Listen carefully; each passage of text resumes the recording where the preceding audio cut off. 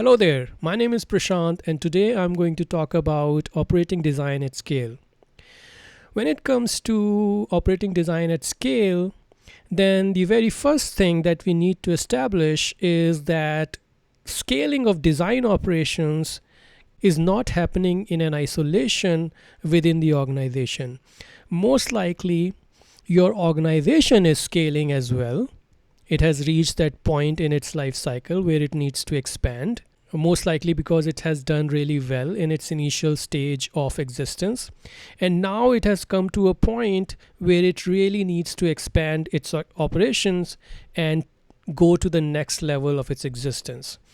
And because your organization is expanding, that is why there is this need for the design operations to expand and scale as well. The reason why it is important to establish this fact is because the first principles with which your organization is growing are going to affect the way your design team will grow as well, because after all, design team is part of the organization, so it will be affected by the principles with which the organization is growing. There cannot be two different strategies for the two. In terms of the life cycle of an organization, there are different phases that an organization goes through. So typically, when you are a startup, you have most likely very small operation, and you have very small team, maybe 5 to 10 people at times. And when you are at that stage of your life cycle, your attitude towards your organization and product development is very, very different than the attitude and mindset that you need to have towards your product and organization when you have become a real company operating at a larger scale. So when you are a startup, very rightly so, you are in a very dynamic environment. You are most likely driven by the co-founders. It is very likely that the co-founders are part of the build team, which means one of them or more than one of them are engineers themselves, and they are very hands-on involved in the development of the initial form of your product, which is typically an MVP. And in that environment, the team that the founders build also closely mirrors their own attitude and their own working style. And most founders are very resourceful people, are very dynamic personalities. They are driven by a lot of passion, and they would go to any length to get their product idea realized in the form of an MVP. And when you are a startup, your main goal is to get your MVP up and running by any means possible as soon as possible. So the focus would be on pushing an idea out, and because a startup typically is working under very limited number of resources, they have to do it in a manner which is not very hung up on doing things absolutely the right way.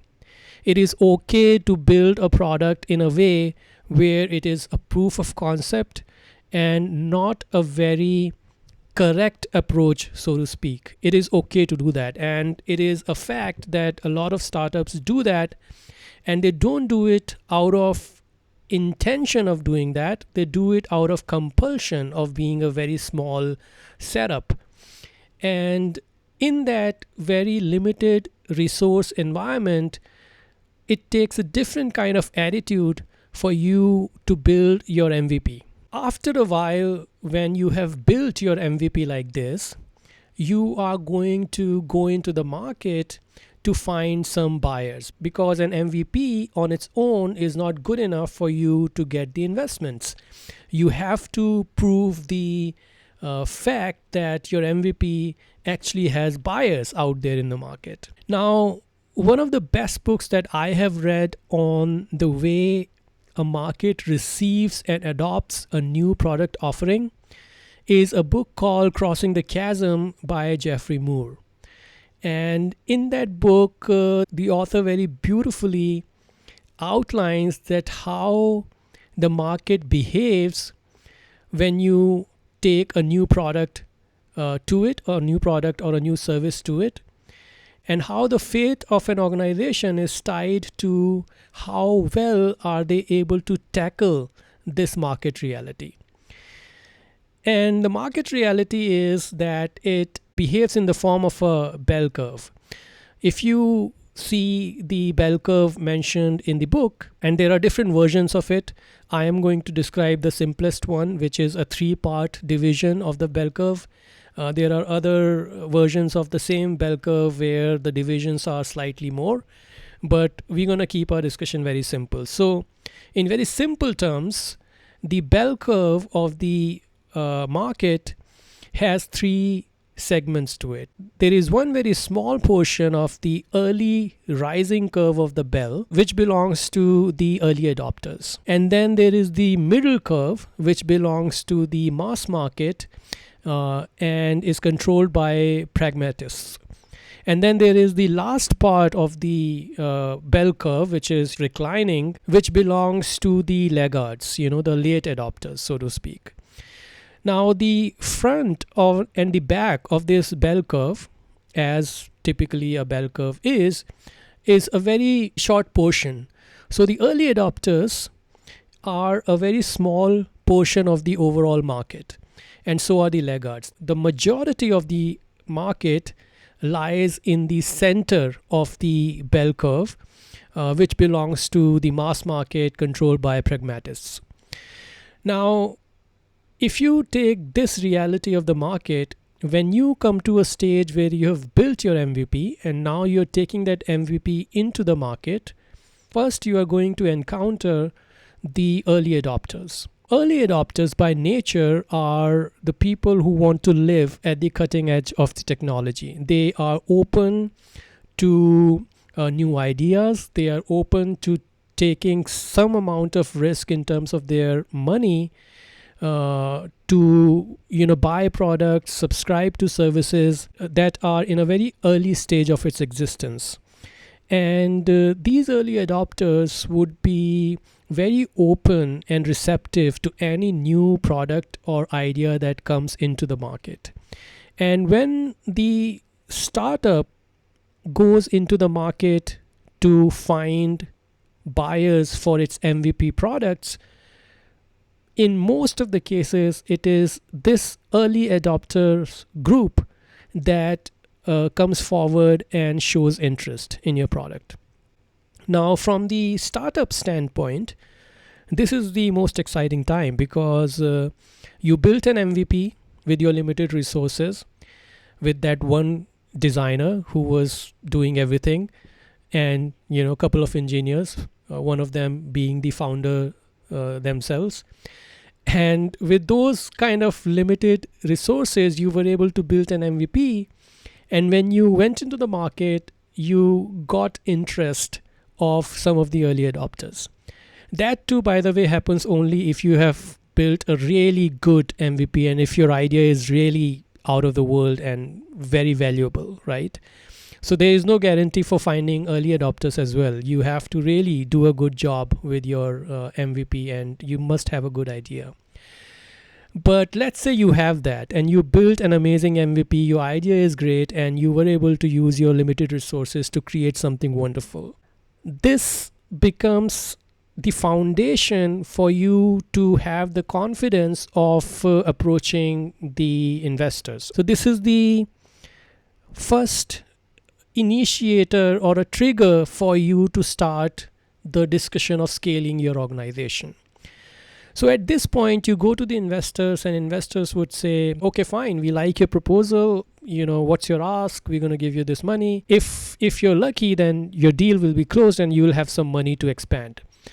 Now, at this point, the founders of the startup have to make a very critical decision. In majority of the cases, what happens is that the founders fail to realize that before expanding their teams and scaling their organization, they have to bring a shift in their attitude towards product development and design. They start expanding their organization and start hiring left, right, and center within the same mindset of being a small MVP startup. Now, one interesting fact is that 90% of these startups fail, and 10% of them fail within the first year, right? But majority of these startups, about 70%, fail between the second year and the fifth year. Now, if you map this fact to the life cycle of a startup, then you will realize that it is exactly the same time frame when the startup needs to scale as well. Because first couple of years you are struggling to get your MVP out, you're catering to your early adopter market, you have got one or two pilots running here and there, and 1 or 2 years will go by in doing just that. And then somewhere around third year or fourth year is when you actually get some traction in the market, and then you start approaching for investment. And then once you have the investment, obviously you want to scale up as soon as possible. So for me, this cannot be a coincidence. The fact that 70% of these startups fail in the same time frame when they are also looking to scale up cannot be a coincidence. And I feel that there has to be a connection, and I firmly believe that there is a connection. If you simply multiply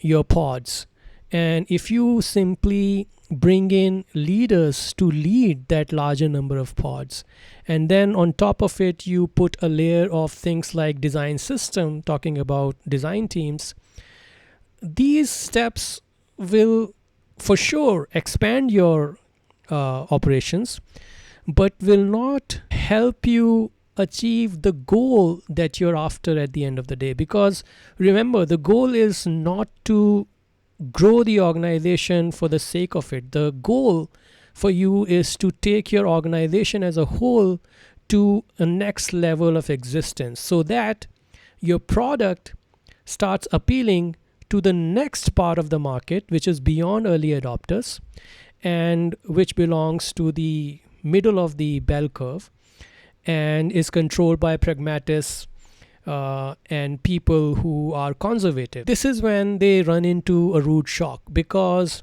the same MVP, which was creating a lot of interest in the early adopter market, would not appeal to the mass market at all, because that is controlled by a different kind of people altogether. Because pragmatists and conservatives would not risk their money just for the sake of a new idea. Their stakes are higher. They are bigger players with larger amount of money, and they would not even do things at smaller scale. They would do things at larger scale.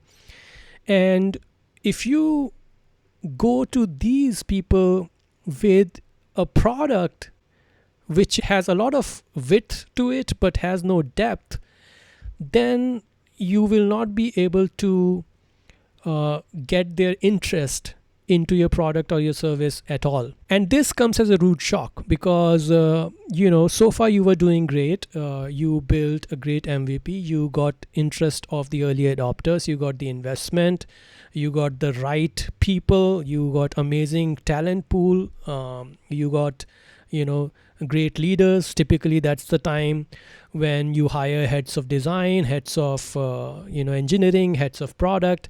You did all of that, and yet you are not getting the response from the market. And I think this is the time when most of the organizations and startups run the risk of losing or wasting the investment money, because what you've done is that you have taken the chaos of a small startup, which was very good at that point in time in your early days, but you have taken that chaos and now you have just scaled it. So same chaos is happening at a larger scale, and your product has not evolved to a level where it can be called a real product. So you just keep building, building, building. You build sprint after sprint, and there is no sort of integration across the team. There are no processes and frameworks and ways of working in which the teams can collaborate effectively towards the bigger goal of taking the organization to the next level of its existence. And therefore, you never really make that mark in the market.